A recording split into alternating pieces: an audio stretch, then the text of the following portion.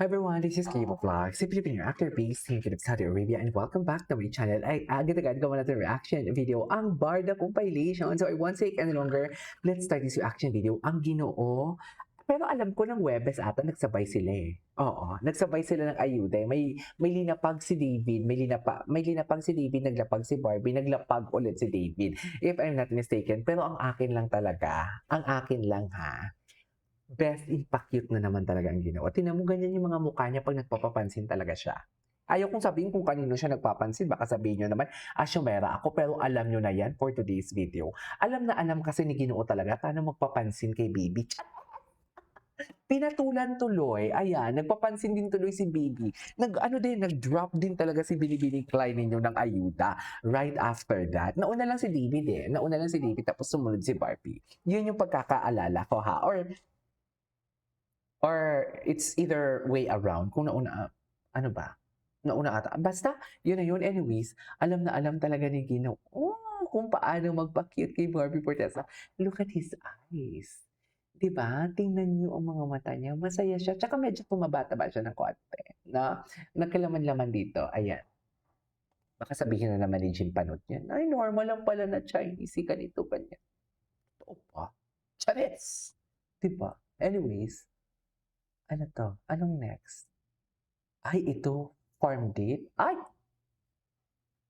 Farm date pa more! Yan ang sinasabi ko. Yung mga pa-cute-cute lang, di ba? Sa interview niya sa PEP, if I'm not mistaken, yan lang, pa-cute-cute lang talaga siya. Mm. Anyways, may picture siya eh. May picture siya na isa nito, yung naka-white siya, if I'm not mistaken, na may dala siyang wine glass. Ang alam ko, ano yun eh, dito din yung location na yun eh, sa pagkakaalam ko. Oh, tama ba yun? 'Di ba? Ay, makisig talaga siya. Makisig talaga ang Ginoo natin. Ano yung mga comments dito? Tingnan natin yung mga comments. Dito tayo sa comments. Ganda naman mag-walking-walking diyan, idol. Tayo ka lang diyan, nanonood ako. Nasa countryside ang Ginoo. Countryside pala siya. Magpakatotoo ka na, ay, grabe naman 'to. Alam, sinong picture sa'yo? Kung GF mo, bakit mo tinatago po? Okay lang kami, Barbie, no problem. Alam mo, Ma'am Lilia Mora, mga ganitong klaseng mga ano, ay tanungin bago sana tayo mag-comment 'no, bago tayo mag-comment ng mga ganito, tanungin muna natin sarili natin. May obligasyon ba si David para sa atin? 'Di ba? Yung mga toxic 'di ba, bago tayo mag-comments ng mga ganyan, tanungin muna natin sarili natin kung anong karapatan natin na mag-comment ng ganyan, 'di ba? Sana ilugar natin kung saan tayo dapat nalulugar.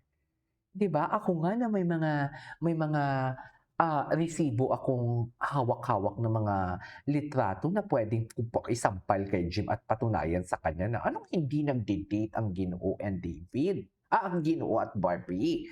Ay hindi naman date, hindi nakikita, yun lang yung term. Anong hindi nagkikita, sa labas ng work, 'di ba? Yun yung sinasabi niya. Eh, may resibo ako. 'Di ba, may litrato ako, 'di ba? Pero hindi ko 'yan puwedeng ilabas o ayokong ilabas kasi sino ba ako? Anong posisyon ko? 'Di ba? Wala akong karapatan. Wala akong karapatang pangunahan sila, wala akong karapatang mag-demand sa kanila. Kaya sana 'yan din 'no, yung mga barda, yung katulad nito, grabe 'di ba pinakita talaga ang mukha for today's video. Hindi, kailangan din talaga natin silang ipaintindi. Hindi 'to bash ha, hindi 'to pang di-defame or what. Ang sa akin lang, bago tayo mag-comment ng ganyan, alamin muna natin kung saan tayo, kung ano yung lugar natin. 'Di ba, tama na yung mag-comment tayo na, "Ang gwapo mo naman Ginoo, ah, masaya kami para sa'yo Ginoo." Okey na yun, eh, pero yung tipong mag-effort ka pa na ganyang kahaba, ano yun? Oh, good morning, pero pa-cute yan. At least nag-a-update. Best in update, ganyan yan 'di ba? Ganyan yan, oo. Ganyan siya mag-update kay Barbie, oo. Kahit nag-Barda pa ganyan talaga, 'di ba? Kahit nagjo-jogging siya, ganyan talaga. So nag-uumpisa na naman siya magpaparinig, tama ba 'yun? Ito yung ginawa, 'di ba hindi clear ang DB-DB? right? Tapos pag zoom mo yan, sobrang blurry yan. Kaya hindi ko din yan masyadong sinakyan. Kasi sabi ko, gusto ko ako mismo makakita talaga. Nang nakita ko yan, hindi masyadong clear. Pero na-post si Ginoo kasi ng photo. Tapos ang zinom ko, ay oo nga, 29. Tapos DB-DB nga talaga. Sa totoo lang, sa dinami-dami, nag-a-update siya.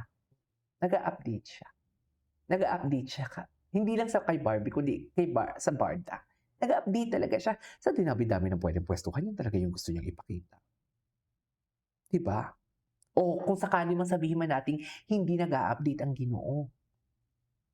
Wala lang, sadyang tumayo lang siya dyan. So, ang universe na talaga ang gumagalaw at gumagawa ng paraan.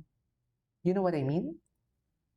Sa dami-dami ng pwedeng tayuan, dyan talaga. Pinakita niya pa talaga. Bakit hindi ito nagawa ng mga ng mga basher ng content? Kasi pakialam naman namin kay David, ayan. Pag mga katinuan, for David, tahimik sila. Pero pag mga, alam mo yung mga nag-iinom sa Siargao and everything, gawa-gawa ng kwento, aktibong-aktibo sila. Yan yung problema sa kanila for today's video. Check. Panoorin na natin to. Check. Safe? So check. That's scouting. We are 3.5 million scouts and counting in the Philippines. Uy. Lahat ready to make Okay. a difference.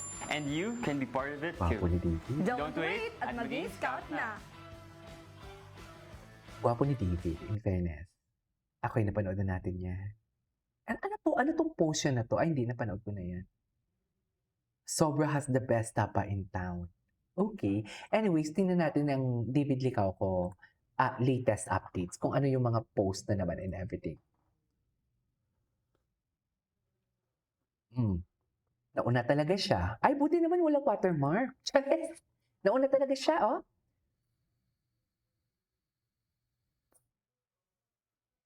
Nauna talaga siya, mami, sa pag-post. Hindi mo kaya. Alam niyo na yun kung sino na yung sinasabi ko.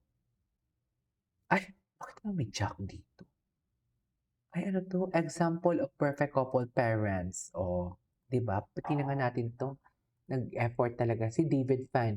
Sobrang blessed ng isang David Licao ko. Napakasarap ng parents siya sa lahat ng kanyang ginagawa. From showbiz business attitude model, mayaman ang parents. Pero si David hindi umaasa naman ng parents niya sumikap, tumayo ng kanyang paa.